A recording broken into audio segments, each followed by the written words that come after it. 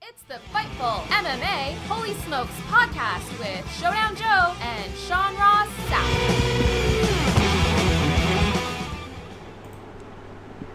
Joe, we are quite possibly live. Quite possibly, maybe July 17th, the edition of the Holy Smokes podcast with yours truly, Joe Ferraro, alongside, as always, managing editor of Fightful. We are live! We are live! It's confirmed! Twitter, Periscope, YouTube! I told you last week, I'm trying to dress better for the shows, but I'm in my Morehead State University t-shirt now because I was trying to get this to work. We're live, Periscope! We're live, YouTube! As I was saying, managing editor of Fightful, wrestling, production, online distribution, digital, Sean Ross Sapp. Make sure you give a follow at Sean Ross Sapp. Yours truly at Showdown Joe. As you guys know, lots to discuss in the world of mixed martial arts, but there's nothing better on this podcast. And some people laugh at me when I do it via social media, but there's nothing better on this podcast than when Sean Ross Sapp absolutely loses his marbles, whether it's something a referee did, a judge did, a fighter didn't do, or just the fact that all mediums are live. That's all that matters. And if Sean can be happy and he loses his marbles, I'm happy. But there's a lot to discuss in the show. The UFC Boise event went down. Interesting results, interesting judging. Lots to discuss here. We'll get to that in a moment. We're gonna recap Bellator 202 and 203, or Bellator Rome, if you like. We're gonna preview UFC Hamburg. Really good main event going on there, and some really good fights as well. As always, pros picks. They'll give us their thoughts. We're actually going to be joined by Anthony Smith. It'll be interesting to hear what he has to say. Brock Lesnar, as you all know, since he entered the cage after DC became a two-time champion, a two-division champion, he'll be a part of our podcast moving forward for quite some time, unless Sean says, you know what, we're bored of him, which I doubt will ever be. But not sure if you guys also watch the World Cup. As everyone knows, I'm a huge soccer fan. I'm a soccer coach. I'm a director of my association here where I live. So I did pay attention to the World Cup and paid very close attention to Conor McGregor being in attendance. And then Conor McGregor basically posting information that, with him and Vladimir Putin, and who also was there, not sure if you guys know, who's also in attendance, was Khabib Nurmagomedov, who wasn't overly happy the fact that McGregor got to meet Putin. We'll get to that in a moment. Michael Chiesa talking about how he almost died during his weight cut. That's something that's near and dear to my heart, not for Michael Chiesa. I'm just talking about, Michael Chiesa for sure, but just weight cutting in general. That kind of stuff's got to stop. Korean Zombie, he's called out Frankie Edgar. Do you like this fight? Should Frankie Edgar accept? We'll go through the rankings at 145 to determine if that's a fair fight. I messaged Sean Ross Sapp a couple of days ago, maybe early last week, about, are you enjoying this Brendan Schaub versus Dana White feud? Hashtag Eskimo Brothers. We'll get to that in a moment. Of course, Cyborg versus Nunes, which I'm sure will get Sean Ross Sapp probably losing his marbles again. And a lot more to discuss. Sean, where do you want to kick this thing off? Might as well jump right into the weekend of MMA. Bellator had a good show in Rome. Bellator 202 is all right.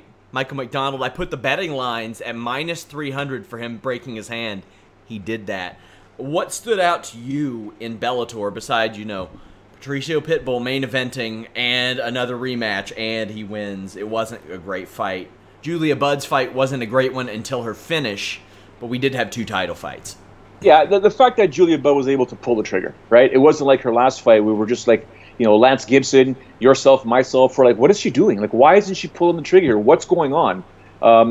The fact that she emerged victorious, was able to finish Nogueira in the third round, that's pretty impressive. Alessio Sakara emerging victorious is a bit of a surprise to me, only because I always thought his days were done in mixed martial arts. That it doesn't take much for him he's a great fighter, good fighter, but can't take those punches to the head anymore. Well, he made quick work of his opponent Jamie Sloan, so interesting to look at that. Valentin Moldavsky, he emerges victorious as the first bout at Bellator 202. I was able to call a couple of his fights at Ryzen, but that's his second victory at Bellator. So he's been undefeated since leaving Ryzen.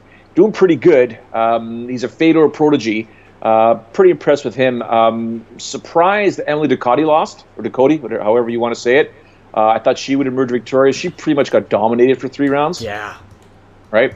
Your thoughts on everything? Well, I'm a Gerald Harris guy. Yeah. He got stomped, and this was the day after he said that he wanted to enter the Bellator welterweight tournament, but he told us This was his last fight at Bellator, so that was a little confusing to me. However, Amosov, man, he's on the radar now. If he wasn't before at 19-0, he is now. And the thing is, they had trouble getting him fights. Gerald Harris said, "To hell with it, I'll fight him. Why not?" So a lot of respect to him for doing that. But the Chris Honeycutt win, you know, he's been brought up. He wasn't a Bellator product from the start, and I talked about this on the post-show podcast I did this weekend. But he is a one of the guys that, you know, has that background that Bellator likes. He did well.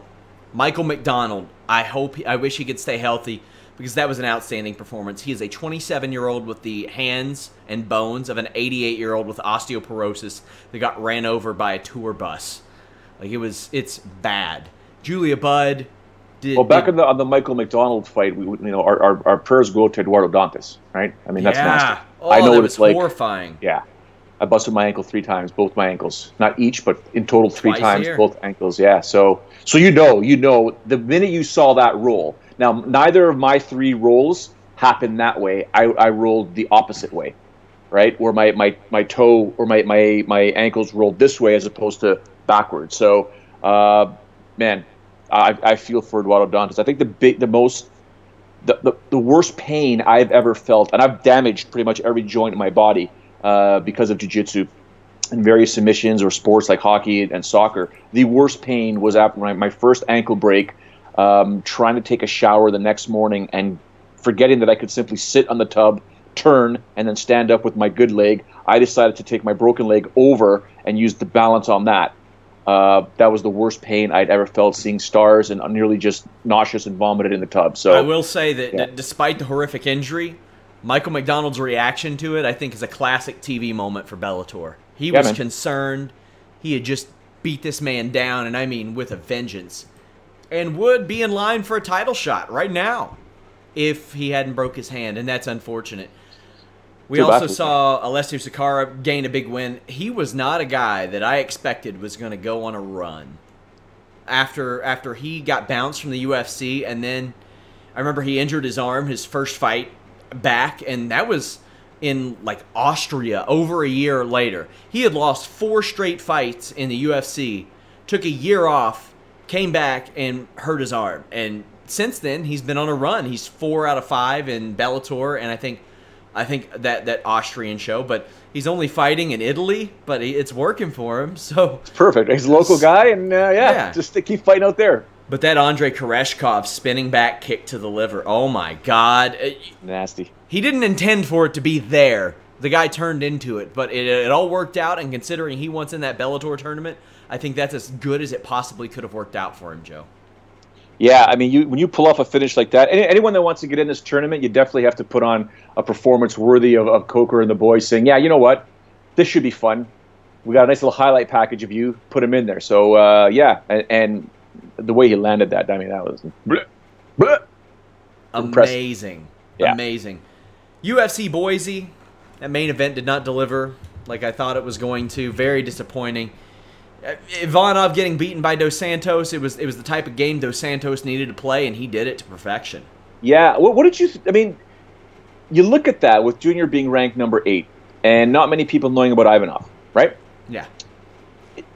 Do you think Junior's skill set to finish opponents now has diminished to the point now he's unable to do it, or is, Blagoy that good that no one really knew about him until he finally came to the UFC, and we're like, wait a second, this guy is damn good that even Junior Dos Santos can't finish him in 5 rounds.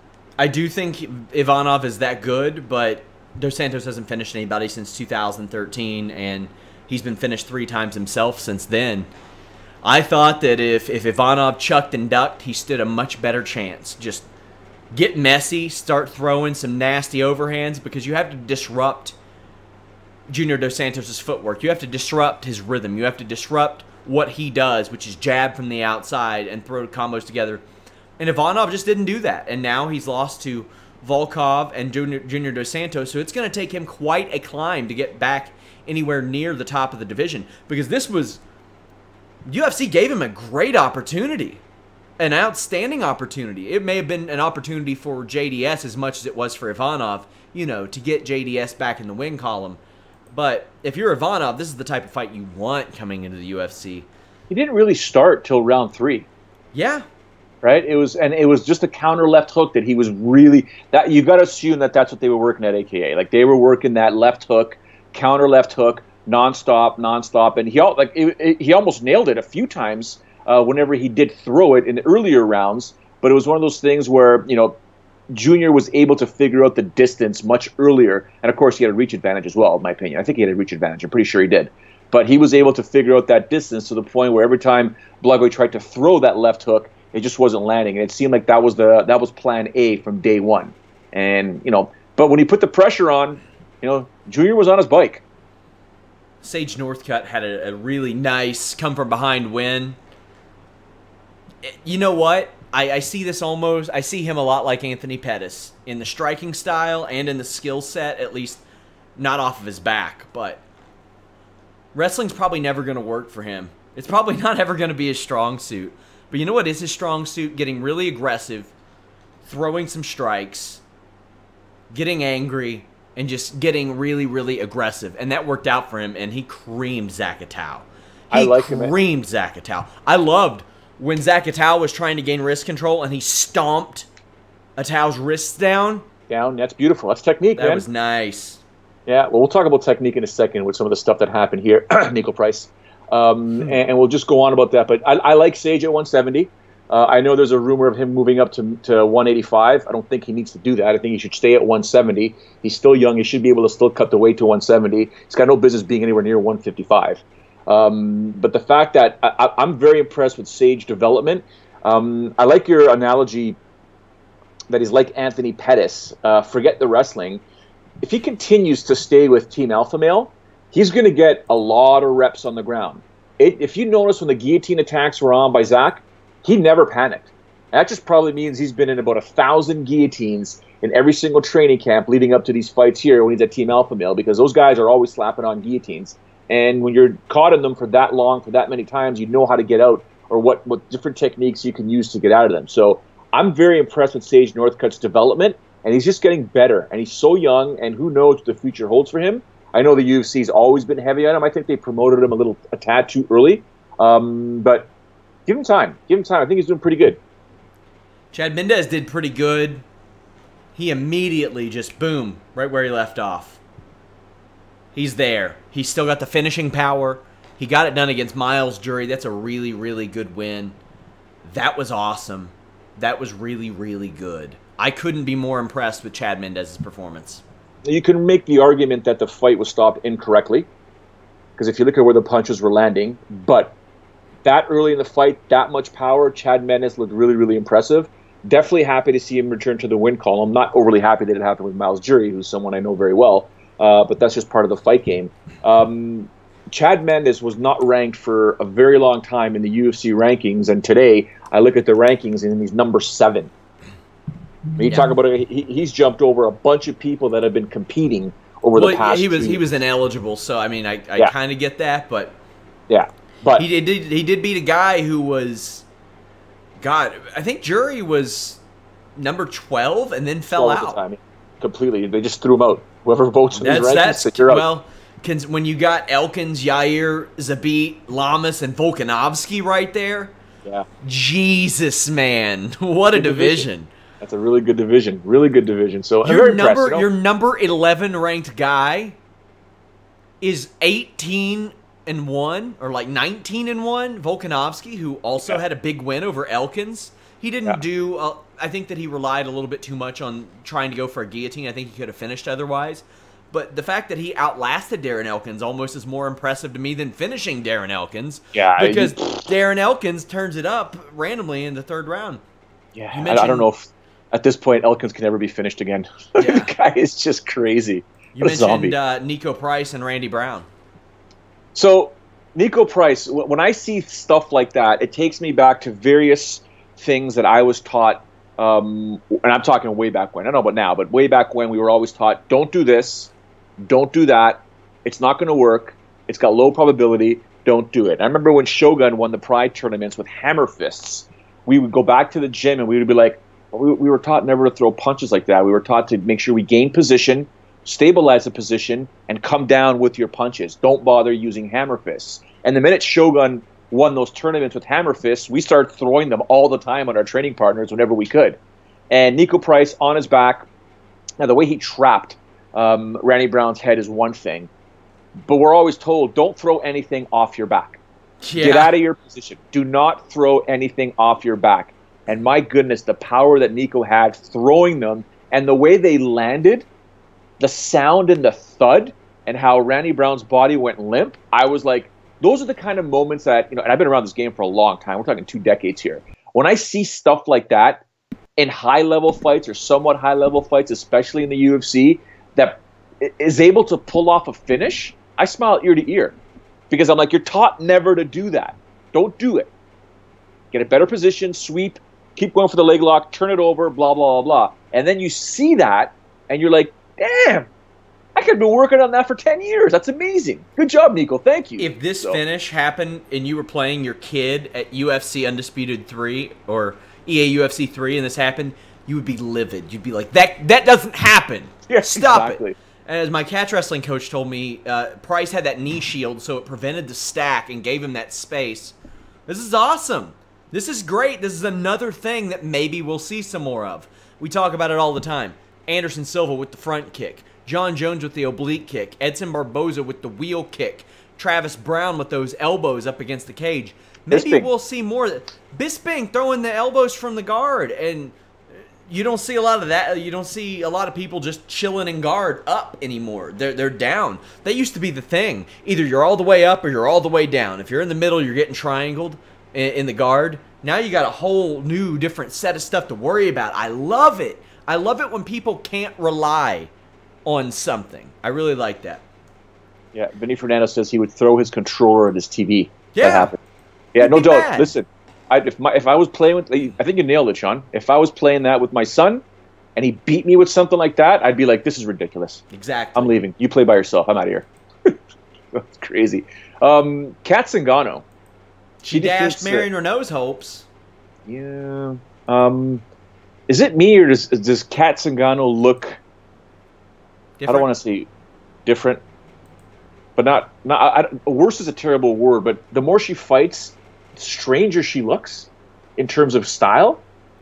Well, in this fight, I thought, clearly it worked for her. Marion Renault had a straight line of 1-2s, not good ones either.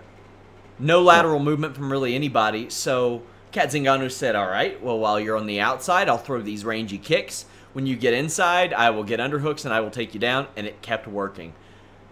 So, if that's the skill set that's going to beat Marion Renault, keep in mind, I just want to say this, an attack on the UFC rankings. By the way, you can see me break them down every week on FightfulSelect.com. Shout out to Alex Andreessen, sponsor-level tier member. But Kat Zingano came in ranked ahead of Renault in this fight. That is fucking embarrassing. Pardon my language. Before this fight, now, okay, whatever. But even then, it's one of those rare situations where I'm like, should this person be above the person they just beat? Ultimately, I think so, but it's a conversation to be had because Renault should be riding maybe a 4 or 5 fight winning streak going into this, depending on how you saw the Smith fight, and she beat Bet Choheya. Keep in mind, the last time that Kat Zingano had a win before this was 2014. September 2014. Since then, Marion Renault had 5 wins and a draw. Yeah. So the fact that Zingano was ranked ahead pisses me off. Now today, I'm not nearly as bothered, but that was a problem. However, Kat Zingano, if you get your name mentioned in the title conversation at 135, it is automatically in the discussion at 145. That's just the way it is. Yeah. And she has offered to fight Cyborg, or said she wanted to fight Cyborg before. She has a win over Nunes. Oh, man. So that's a tough one. Marion Renault, really all she needs is 1 win to get right back in the picture. That's it. Just a win. That's all. Yeah. Yeah. What did you think of Kat's post-fight interview? A little aggressive. I don't know. Ideal. maybe it's my age, but I deal with so many different human beings and characters in all walks of life that if I ever came across somebody of that nature, I'd be like, this conversation's over. I gotta go. I posted a meme about 3 years ago of Zingano after the Rousey fight, and I said, this is like me whenever my wife beats me at something, where she's like, it was in, but it wasn't in, and I just, she fucking won, okay? She did good job. That's how I feel when my wife beats me at anything. My worst fear would be Kat Zingano versus Jessica I wouldn't even watch the fight. I just wait for the post-fight interview to be like, what are they saying? Like, it's hard enough as a promoter. I'm not going to name any names, but it's hard enough for a promoter when you've got quote-unquote skilled fighters who are just challenging on the microphone. Very challenging on the microphone. I know fighters at the grassroots level that just honestly are so skilled they could probably win titles, but the promoters don't want to give them fights, literally, because they can't promote themselves. They can't do anything on the microphone. Yeah. Because their post-fight interviews, pre-fight interviews are virtually null and void and just out there. So when I was watching the very beautiful Kat Zingano, is a beautiful woman. She's gone through a lot, you know, especially being a mom now and stuff like that, and what happened with her husband, the suicide and stuff like that. So it's been a tough go for her. Wow, that interview just was like, what? Okay. Bless you. Go on. Yep. Elsewhere on the show, some rough decisions. Nurmagomedov over Scoggins, Glenn over Bermudez. But there were some positives on this show as well. Jessica Aguilar got a win. She needed that win. Mark De La Rosa, prospect at flyweight. That's up there. And Liz Carmouche. A lot of people were picking Jennifer Maia. I didn't see how she was going to overcome Liz Carmouche, who is still somehow criminally underrated. It's unbelievable. Yeah. She's a gangster. Like a pure gangster. Jessica Aguilar emerges victorious as well. And she dominated pretty much her fight. So, but the judging decision in the Said Nurmagomedov fight, Justin Scoggins fight, I don't know. I mean, can you recall at any one point in time where Justin Scoggins got hurt in that fight? No. No. Can you recall Said Nurmagomedov getting dropped a few times in that fight? Yeah. And the split decision victory went to the guy that got dropped, and the guy that never got hurt in the fight really lost the fight. That's just, you know, taking up. I don't know what the deal is in Idaho and how they train their judges and stuff like that, but that's the kind of stuff that simply has to stop in mixed martial arts. It has to stop at every single commission where the UFC or that just in general has events. I mean, there's no way you're looking at any one of those rounds and thinking to yourself, yeah, Nurmagomedov won 10-9. Like, he just didn't. He tried, but he didn't.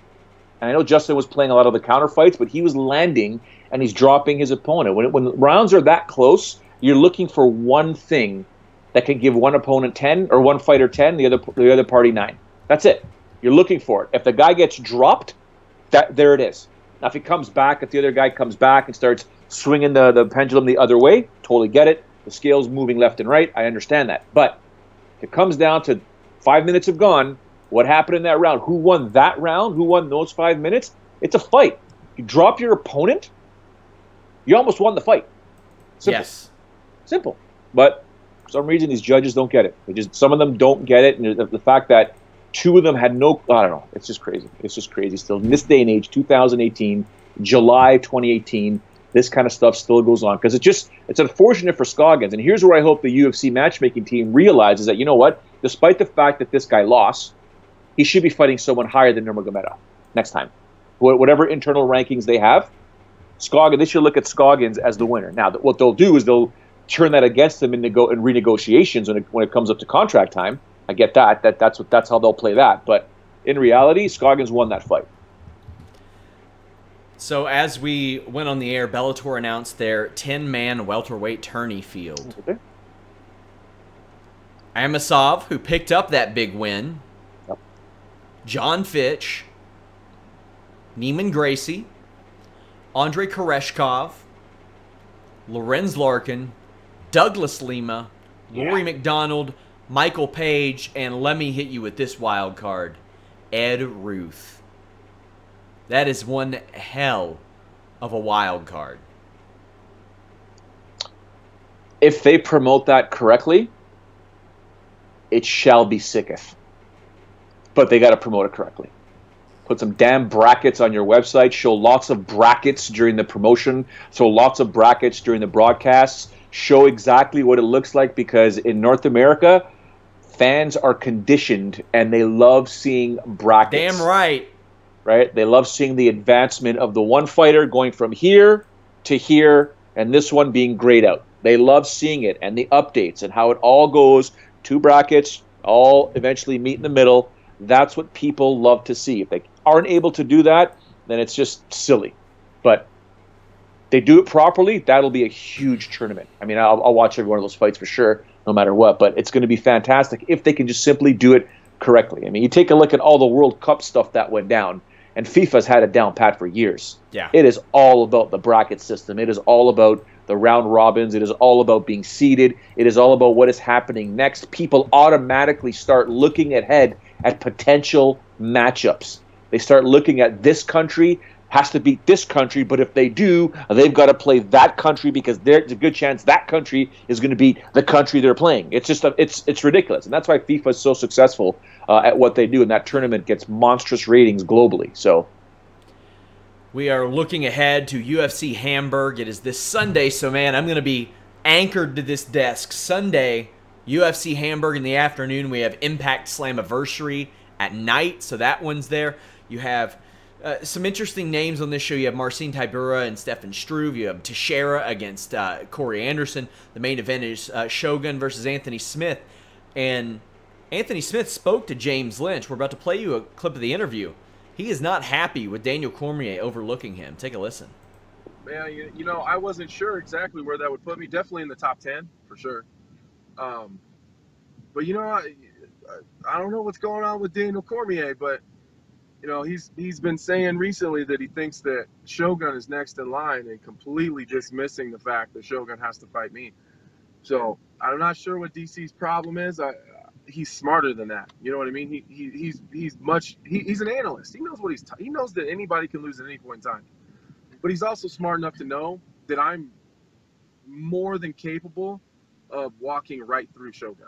He knows that that's a possibility, and you know, regardless of how objectively you want to look at it, there's no one in the world that's, especially people that do this for a living and that analyze fights for a living, that can look at this fight and not know that could happen.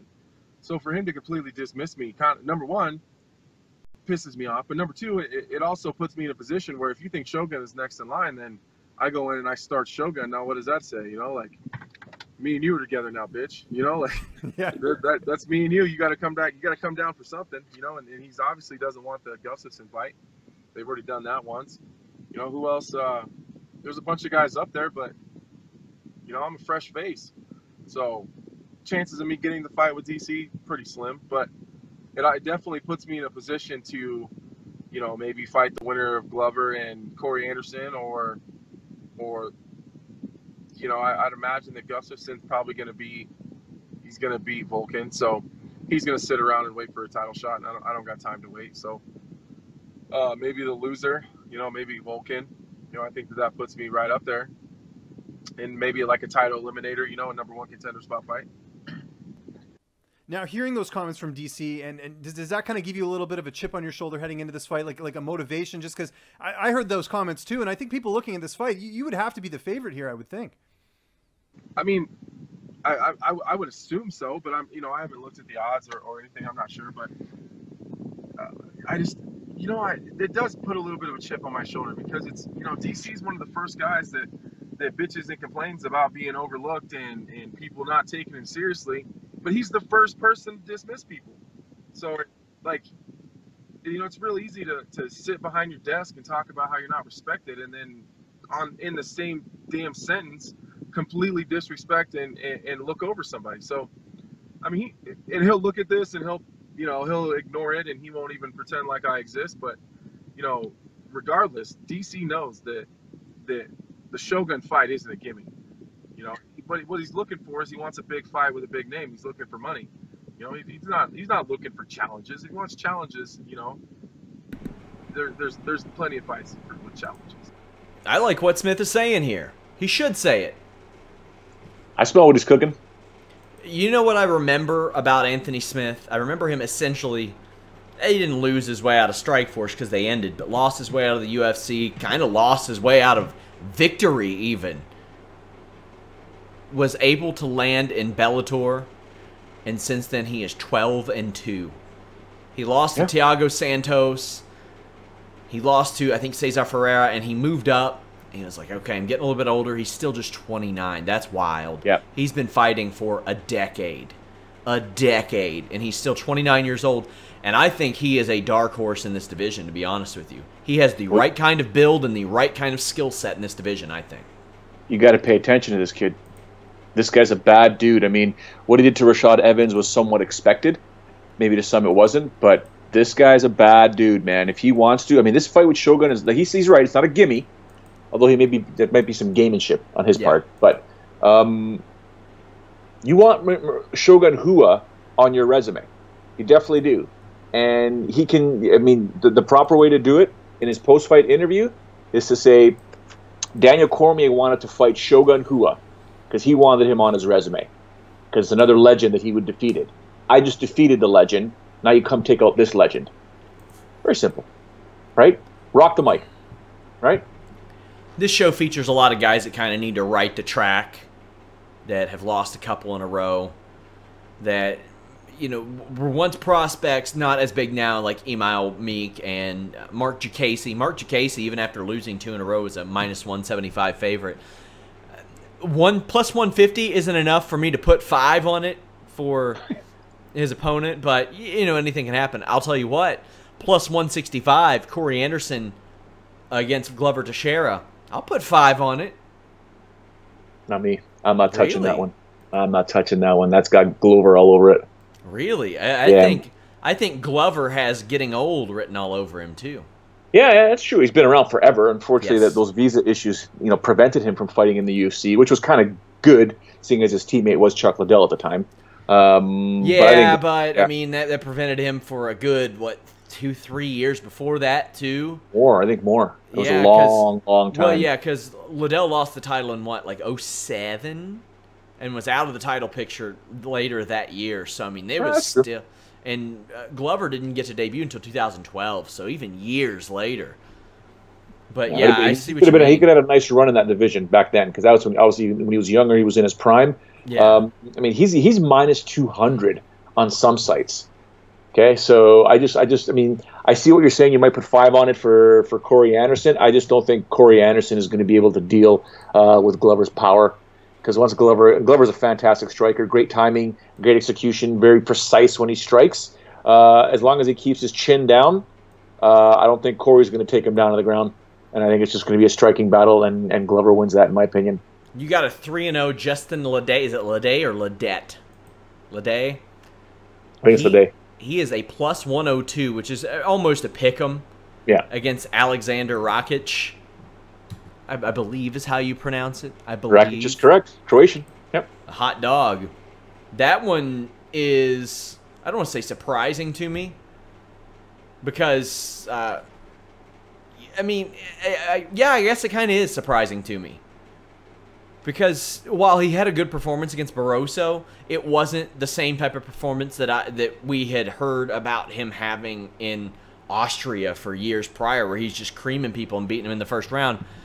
So even though that's a virtual pick'em, this is also a couple of real good prospects and light heavyweight prospects at that. I got 5 on it. Or maybe yeah, this isn't light heavyweight, so Ledet moved down. It is one of those things that this division continues to. It's you know, at heavyweight we're starting to see the transformation of the stars and the new blood's coming in there, right? Yeah. We're starting to see it. We've got some hype around some fighters, with the exception of what happened in the co-main event a week and a half ago. That was just disturbing. Which, by the way, Ngannou did comment on what Dana White said. But Justin and Alexander have the opportunity to start mixing up that that bowl of names at light heavyweight, because it doesn't take much. A couple of wins and you're in the conversation. You're in the conversation of, okay, you know what, top 10 or top 15. Let's see where you go from here. It's, you know, you're a couple of wins away in a division that doesn't have that type of depth anymore. And a lot of these guys are getting older. Glover Teixeira is not getting any younger. Mauricio Hua is not getting any younger. It's been around forever. Anthony Smith, with a win, he'll be up there. So a lot of stuff's going on here. Another kind of headline fight on this show. Stefan Struve, coming off of 2 straight losses. He's taking on Marcin Tybura, and I think this is to stay relevant and stay in the top 15, because the loser is going to have 3 straight losses. And the UFC likes to do this. They'll put together 2 guys like this in a division like this. Somebody's got to win. Yeah, very true. Someone does have to win. So, you know, if Stefan's getting his training in Florida like he's supposed to, he should be fine. But Tybura, I don't know, Tybura's still a bad man. You know, in my opinion, if you just look at the way this matchup is, Tybura's a favorite for a reason. You know, I think he'll be able to some way, somehow dismantle Stefan Struve. I mean, Stefan Struve, it's not like, I mean, do we really expect all of a sudden Stefan Struve to come out with a jab? No, and he should. He should. Plus 205. I got 5 on it. Yeah. Well, heavyweight. Heavyweight fight. I definitely do. This is still the Stefan Struve that knocked out Stipe Miocic. Yep. And there is something to be said about that. And yeah, he beat Minotauro, and he's beaten some good guys. He's beaten some good grapplers. He's beaten some good strikers. I don't know how many people he's beaten that are really well-rounded, except for Minotauro, but Minotauro's at the end of his road there. But we'll see. Also, we got the main event, Shogun Hua, Anthony Smith. This is a great opportunity for Anthony Smith. For Shogun, is an opportunity to maybe fight Daniel Cormier late in the year. Maybe. How do you think this goes? I think if Shogun wins, he gets the title shot. No ifs, ands, or buts. The champion wants it. The UFC will be like, yeah, you know what? We'll give it to you. It's like Dan Henderson versus Michael Bisping. When Michael Bisping became the champ, he did them a solid. Now you do me a solid. DC did whatever the UFC asked. He go on the, you know, he's an analyst. Come and do the Ultimate Fighter. He did the Ultimate Fighter as part of the build-up to take on Stipe Miocic. They granted him the title shot. Now he's a 2-division champ. People love him now. You know, it seems that, you know, finally they're respecting Daniel Cormier, and he just wants to have that one guy on his record, just to fight him. It's a risk, obviously. It's a fight. No matter what, it's a fight. But it's a big risk, and I think it's a big risk considering Anthony Smith's range. He's got some good range, and there was a guy named John Jones who once employed that range pretty well against Shogun Hua. Now, I'm not accusing Anthony Smith of being the fighter that John Jones is, but physically I could see some similarities there. And keep in mind, Anthony Smith used to be a middleweight. Yeah. He used to be middleweight. He has a 77.5-inch reach, which is a far cry from Jones's, what, 84? So it's massive, that's not the same. But as far as their build, I could just see Anthony Smith backing up Shogun Hua and giving him all types of trouble. That being said, I could see Shogun Hua turning this into a really messy fight, man. A really messy fight.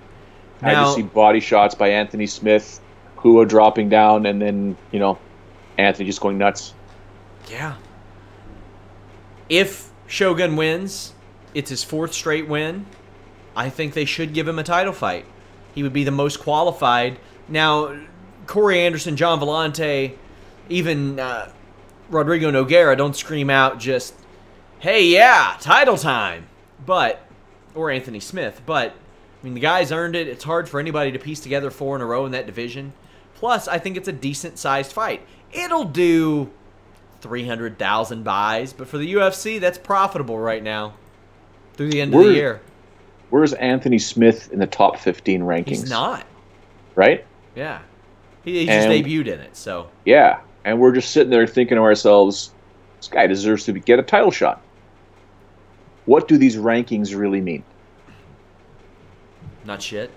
Right? So here we are, we're talking about it, and we both believe that you defeat Mauricio Shogun Hua, you bypass, and who knows what number the UFC actually has him at, But according to some of this media here, despite him defeating, Rashad Evans, he's still not worthy of being in the top 15. I think he does. I mean, just look at the guy. Just look at how he fights. You don't generally rank on potential, but a lot of guys do. So this is a guy that should be in the top 15, because I can go up and down this list right now, and I can tell you there's guys there he'd beat. He could probably beat, in my opinion. Right? So, but it is one of those things where, you defeat a legend in Shogun, and this is the guy that, if Anthony is smart, he needs to continue to play this, use Daniel Cormier's trump card of wanting to fight Shogun, and continue to do it in every interview, and understand that no matter how many interviews you do leading up to this fight, you bring up the topic all the time. You just keep bringing it up until it's ingrained in every single headline and every single MMA site or every single mainstream site that may be covering this fight, that it's all about, I beat the guy that the champion wants to fight. You fight me now. Explain it, sell it, ask for the close. Good night. Enough of what we think. Here's what the pros think. You got he's a big dude for light heavyweight. He was a big dude for middleweight. He's a big dude for light heavyweight too. Shogun's got to grind it out, like his style, just get in the fight and hurt the guy, just keep going, take some shots and just keep going. Although this guy hits hard, Anthony Smith's got a lot of power. So I always hope that when Shogun's fighting, we get to see one of the fights where he really shines, and it's a grinding match where he just, gets hit and then takes over. That Shogun style is always entertaining to watch. Well, I'm going to go with Maurice Shogun. I'm a big fan of him. He did some amazing fights on his career, and of course, I'm looking forward to see him fighting again. So let's see. And I'm going to go with him, of course. Don't care about those guys. I'm a fan of both, right? Like Shogun, I've been watching my whole life, or since I've been fighting. And then Anthony Smith, he looked really good against Rashad Evans. He's looked really good just in general. He's a big guy.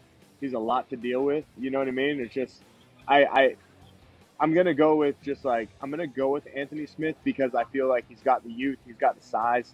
And that guy, for some reason, he just always stays hungry. You know what I mean? And I think Shogun, he's got more knowledge, and I think that, in deep waters, he knows every situation on how to survive. But in this one, I'm gonna go with Smith, just based off of youth, size, and hunger. Oh, I feel like Anthony Smith's gonna get the knockout. First round, most likely. Like, that dude's good as hell. Yeah, I know enough about Smith. I just lost money on that. I definitely thought Rashad was going to win that fight. Sorry about steering wheel, guys. So yeah, Anthony Smith's been he's been on a bit of a tear, right? And he's gone up in weight, so maybe he feels a little better, not as drained. He's a big boy. I think he's just like at that part of his career where he's kind of on, and it might be his time. So, yeah, I think he might get it done. I mean, he's super aggressive, and he looked unreal at light heavyweight. So, I think he'll get that one done. Anthony Smith's a killer. After that, his last few fights, I'm sold on him, so I'm gonna go with him. That shot of Damian Brown had me in stitches. Before that, did you notice Luis Pena? Yeah. He was not hovering on the earth. He was hovering somewhere else. If you take a look at his eyes, his facial reaction, and his response, whoa. Not accusing, just hypothesizing that zigzags may have been somewhere on that bed. Just throwing it out there. Yeah. I want to ask you, there were a couple of, or few ACB shows canceled. Yeah. What do you think that means for Russian MMA? The funny thing is, M1 has taken the slow and steady approach. They're still around. Meanwhile, you've got these other rather high-risk promotions throwing money around, and they're not around. Yeah, it's the... I don't know the full details behind what's going on with ACB. What I do know is a lot of promoters, heck, even any company that tries to get into the mixed martial arts space, clothing, equipment, they hemorrhage money, right? It's just not a good business plan. Any business that you build, especially in the mixed martial arts world, has to be slow and steady, has to have a good business plan, and you've got to be extremely conservative with your budgets. You can't sit there and think, yep, I'm going to get $15,000 because I'm putting on this guy from that part of the city versus that guy from that part of the city, and they're going to sell 7,000 tickets each. Nope. Got to build it slow, build it correctly. Oh, we're going to get production trucks here. We're going to do it globally. We're going to get pay-per-view. Look, man, if you don't have big names on your card or guys that can sell tickets, that can build in your area, it ain't going to happen. ACB was doing pretty good. I mean, if you saw that production quality, and I'm assuming it wasn't cheap, Sean. Yeah. It was not cheap. And we saw a lot of people. I mean, KSW puts on a fantastic show, right? Yeah. But know your been market. Around for a long time, too. Yeah, know your market. Know what sells. Know what's going to be. I mean, you've got to take a look at different revenue-generating streams. Do I have the book? I've got it up here. Actually, I do have it on a spreadsheet. Never mind. It's not easy to do. And then when I see some of these events that look really, really good, really, really big, I'm like, I hope your long-term plans are sustainable, because what are you paying fighters? Because that's, okay. I think you might see the WCFAs of the world kind of emerge in that area. You've got Frodo Kosmalaev over there doing that. So a name like that over there, he's a guy that some people will know, some people will remember. Also weird that he never found his way back over, but Bellator really tugged him around quite a bit. That was weird. Speaking of Russia, McGregor showed up at the World Cup and took a photograph with Putin. Now, I get it. McGregor's a polarizing guy, but this is just one of those things. If I were him, I'd stay clear of politics. That's a way to get go-away heat, as we call it. Brock Lesnar right now, he is getting cheers for the idea of them stripping him of the WWE title right now, which means they don't want to watch him wrestle and lose it. The fans want him to just not have the title and then say later, go away. I think that getting involved too heavily in politics like this is a way to get go-away heat. And not to say that he's in danger of that right now, but way down the line he could be. I don't know. There's a couple things I want to talk about this. First things first. I mean, what he did. I don't. It's cool, I guess, if you meet Putin. Not sure I'd be posting a pic of it, because I don't think he's beloved around the world. He's not exactly loved. I mean, I've heard a lot of stories about Putin, and that guy there is not one guy you want to mess with. So kudos to Conor for doing it, but you got to be careful, like you said, getting involved with politics. But realistically speaking, I'd be more insulted if I was Nurmagomedov, because I understand a lot of the Russian culture, especially when I go down to Japan and I talk to Shingo, who's the matchmaker, one of the operations guys for Japan, teaching me a lot about the Japanese culture. I mean, our breakfast is, Sean, I've told you before, like our breakfast, lunches, and dinners, whenever we get a chance to sit with him, I mean, my mouth is just shut, and I'm just absorbing and listening to learn as much about the culture as I can. And then we, at times we get some of the Russian translators that join us, and then they give us their thoughts on what happens back home in Mother Russia. We also have some of Krokop's guys that sit down with us from the Croatian side. I've got a lot of Croatian friends here. Get to hear how things operate outside of North America, right? Because Canada works differently than what happens in the States, and then within the 50 states, things are different in all parts of the states. So to learn more about certain cultures, I can tell you this, Russia, you don't mess around, man. Just ask some of those British soccer fans, the English soccer fans, that thought it was a good idea to jump on the cop cars when they were celebrating one of England's victories. Those dudes got a beat down. You don't do that in Russia. Russia, they don't mess around. So with McGregor doing that, with Nurmagomedov seeing that McGregor is with Putin, it's like, because the Russians stick together, man. They love Mother Russia. They stick together. So Nurmagomedov may have looked at that and said, you know what? This might be from Kazakhstan. There's an insult there. Yeah. Bit of an insult. But it's a bit of an insulting scenario. Like, why is this guy being invited? If he was invited, right? Let's not kid ourselves. We don't know if he was a guest of Putin. Yeah.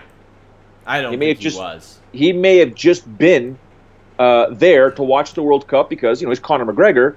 And then people were like, listen, man, you want to meet Putin? Or Putin wants to meet you? Or whatever. Okay? We don't know for a fact that he was invited by Putin. I don't think he was. I think it was a chance encounter. Maybe one found the other one was there.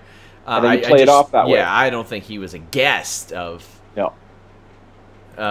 anything. Like, now, the other thing about Conor McGregor, and I've been having this conversation with a lot of my friends that are mixed martial arts fans. There's a sentiment that I think is growing that people are like, who cares where this guy is at? I don't care about Conor McGregor. I don't even want to see him fight anymore. Like, why do people care? And I'm starting to think, yeah, you know what? You might be right. Dude's never defended a UFC title. He did the money fight, made a boatload of money, and hasn't done anything since. Like, the guy's a fighter. He's a mixed martial artist. He doesn't fight. We're talking about MMA. Why do we keep talking about this guy? You feel where I'm going with that? Yeah, I kind of get it. Yeah, like people don't. Where I'm from, they start to say, "Who cares?" Brendan Schaub, Dana White, they go back and forth. Now, this has all started years ago, and Brendan Schaub was in the right. Brendan Schaub said, UFC's costing me sponsorship money. Dana White appeared, I think it was on Rogan's show, and said, well, listen to these sponsors. Well, I don't know if maybe Dana White didn't know enough about one of his fighters who was a middle-of-the-road fighter. But, and you can hate Brendan Schaub as a personality. I don't give a shit, guys. I don't care. He's successful at what he does. Stand-up comedy, podcast hosting, breaking stuff down, TV personality. He is successful at those things and was, to a much even lesser degree then, and he brought in his info to Joe Rogan, and Joe Rogan verified all of it. Joe Rogan's not going to go on his show and say, oh, yeah, that's true. He verified it. So I'm sure Dana White didn't like getting one up there. And I think that even Brendan Schaub was talking about Gokhan Saki's performance. That's what he was, yeah. He was talking Israel. about Gokhan. Yeah, and Israel Adesanya took that to heart. Now, keep in mind, Israel Adesanya's had a lot more than 2-3 MMA fights. And he took exception to Brendan Schaub saying some of these kickboxers come over and they're not all that. They aren't well-rounded. And then Dana White went off the deep end. And then, boy, did it get real. Yeah. And in reading what Brendan wrote, those two posts that were pretty, not well written, but written well enough to go, oh boy. And the Eskimo brothers comment silenced Dana White pretty quickly. It's interesting to note that as fighters, as people, and remember, ladies and gentlemen, whomever's tuned in live right now, live chat, top right of your screen, or if you're listening later, there's layers to society, much of which many of us don't know how they operate. Many of us have heard of them, but we don't necessarily know how they operate. And there's layers to all this, okay? It generally can start off with a fighter once they realize that, Dana White, I don't need you anymore. I don't work for you anymore. I've now become successful in my own right.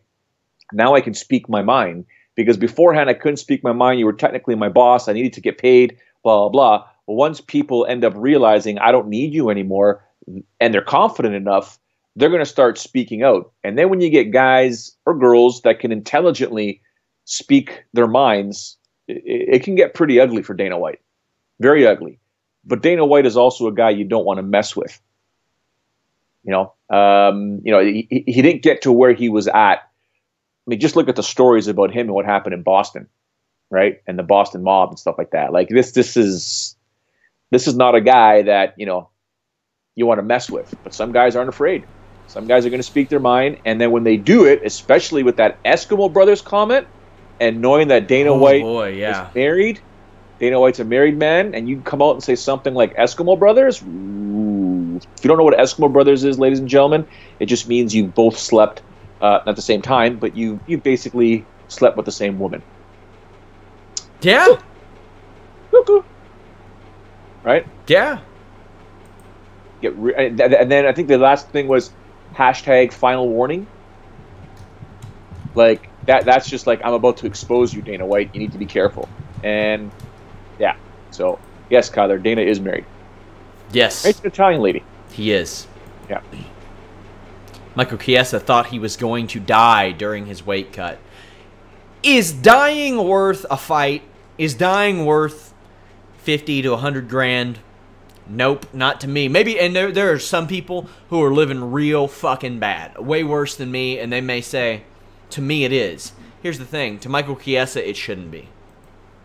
Yeah, I mean, this whole, I almost died, or these guys are suffering that much to make weight. I mean, there's going to have to come a time, in my opinion, when Andy Foster continues to champion. Andy Foster is for those who don't know, he's the state athletic commissioner for California, who's been, championing this hydration test for all fighters and all boxers, which in essence will pretty much, I'm using surface level commentary here, scientifically prove that this is the most a fighter can lose. This is the most a fighter can gain back based on his body type. Therefore, he belongs in this division here. So if the commissions are there to sanction and regulate combat sports, they should sanction and regulate where a fighter should be based on a scientific test, which is the hydration test. Therefore, a guy like Michael Chiesa perhaps should never have been fighting at 155 pounds, and as he gets older, it's much more difficult to cut the weight, and the fact that he almost died, quote-unquote, he says he almost died cutting the weight, says a lot about where he should be competing, right? There's studies that are out there now that talk about weight cutting and what it does to the human body, long-term, kidney damage, potential liver damage. Holy God, it's bad enough that you're fighting. It's bad enough that you're not playing ping pong. It's bad enough that you are getting shin bones and wrapped hands thrown at your skull, okay? Their hands are wrapped not for the protection of your face or your skull. They're protected of the hand that has many small bones so they don't break. That's what it's there for. So the sport is as dangerous as is. And these fighters are now cutting weight, and Sean has talked about it, I've talked about it, where the fluid around the brain does not catch up to the fluid in the body when you're recovering after a weight cut. So the concussion protocol perhaps needs to change as well. So this kind of stuff has to stop, because and we've seen people die from weight cuts. Maybe not in the UFC, but and you see some of the videos that are out there of cornermen still forcing their guys to cut the weight. Like, come on, man, it's crazy out there. But right now, this is where it's at. I mean, if I had the opportunity to make that change, I would definitely make it. I'd be like, hydration test for every fighter. You want to fight in the province of Ontario? I want to see your hydration test. Yeah, definitely. Edgar, Korean Zombie, Cyborg, Nunes, potential fights this fall or winter. I like them both. If Korean Zombie's going to be ranked up there with the big boys, make him fight the big boys, because I don't think he should be ranked up there with the big boys. And if he can beat Frankie Edgar, he deserves it. Well, who do you put Frankie Edgar up against now, though? Right? And that's a fight he has never had. Boy, I don't know that he's had a fight like that. Yeah, I'd love to see it. I'd love to see it. I think it's a fantastic fight. It's just that I'm looking up and down the rankings with Korean Zombie at number 9 and Frankie at number 3. Frankie's already fought Ortega, lost. He's already fought Aldo twice, lost. He's already beat Jeremy Stevens. He's fought Cub Swanson twice. He hasn't fought Josh Emmett. He's already fought Chad Mendez. He hasn't fought Bektik. So Korean Zombie's right there. Why not? And Korean Zombie's got a better name, bigger name than Bektik and Josh Emmett. So Korean Zombie versus Frankie Edgar could headline a fight night. Nunes, Cyborg. I like it. Cyborg saying, one more fight on my deal, and then maybe I'm out. Yeah, okay, go play soccer with Jose Aldo. Let me know how that works out for you. But if you're the UFC and you hear that, if I'm the UFC, I ain't that keen on dealing with her. Not her. Her management. Yeah. Her management and her boyfriend are both very difficult to deal with. And Cyborg has at times too. Because, let's look back. They wanted her to fight Rousey at the Staples Center. That fight couldn't get made. She asked for her release. They paid her while she was released. Then she was like, 135. Then she's like, well, maybe more like 140. Then she was like, I'm going to die if I make 140. Well, you don't want her to fight at 140 if she's going to die. So they do 145. It is a celebrity division. Then she can't compete in the first fight. Okay. Well, shit, man. Shit. Then the woman who wins the title isn't going to fight at 145. Well, okay. I think Nunes stands as good a chance as anybody at beating Cyborg. That being said, I'm putting Cyborg at a healthy minus 200 on this one. And maybe even a little bit more. Maybe a minus 220, personally. But if Nunes wins, you know what you can do? Wash your hands of that division. See ya. And there are still going to be weirdos out there. It's not right. They need a 145. No, they don't. No, they don't. They do not need a women's 145-pound division. They need somebody to beat Cyborg. That's what they need. Yeah. They need somebody else to have the perception of being the greatest women's fighter of all time.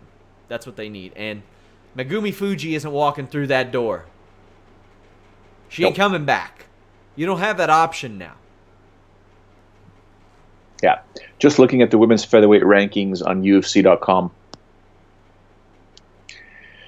and lack thereof, there are no rankings for the women's featherweight division on UFC.com. It just goes to show you that this is a division where the best woman in the world is the champion, but there are no rankings that display who she could potentially fight against. It's a division that is quiet. It's a division that only people within the mixed martial arts bubble speak of. And she's a champion that many people know of, but just don't know who she's going to fight next. I think with the Amanda Nunes fight, Amanda Nunes could pull this off. I really think she could pull this off with a smart game plan. You just got to be careful with the power that Cyborg brings to the octagon. With Amanda Nunes, the best thing to do is if you can nullify that power, get this fight down on the ground, different story altogether. It just seems that no one can keep Cyborg down on the mat. Although I will say that when oh my goodness, I'm just drawing a blank. Or Kat Zingano says she wants to fight Amanda Nunes again. No. Not yet. You got to get more wins than that. You can't come off of 3 straight losses in 4 years and then just get you a title fight. It doesn't work like that. I mean, it does for some people like Brock Lesnar, but I mean, Kat Zingano's not selling 1 million pay-per-view buys in a year where I'm going to look at the numbers, but I don't think they've cracked 400. That's crazy. It's still to this day when I hear people talking about the pay-per-view numbers are in the 300s if it's good. It blows my mind. I came from a time when every pay-per-view was in the 750s. We would talk about, is this one going to break 1 million? That's what we would talk about. The last 1 million was Rousey Nunes in 2016. Yeah, other than an outlier like John Jones Cormier, Bisping GSP, they never crack 300. This time they did with Miocic Cormier. They got to like 375 to 395, I believe. Yeah, it's just goes to show you. I don't know. You know what? I don't want to go on that rant, Sean. Just goes to show you where the sport is nowadays. Remember, I will say this, Sean Ross Sapp. Canada, for a very long time, was arguably the #1 pay-per-view buying country for the Ultimate Fighting Championship. Yeah. I'll just say that. Definitely not anymore. So, we got last week our most watched Holy Smokes MMA episode ever. I want to thank you guys. Your word of mouth really, really helps, and I want to thank you guys for that. If you all don't mind, just go on Twitter and say, I liked this. I liked when you all broke down this. I liked this segment. That way we can retweet it and make it look like people like us, for the love of God. Till next time, guys, follow him at Showdown Joe. Follow me at Sean Ross Sapp. We are out.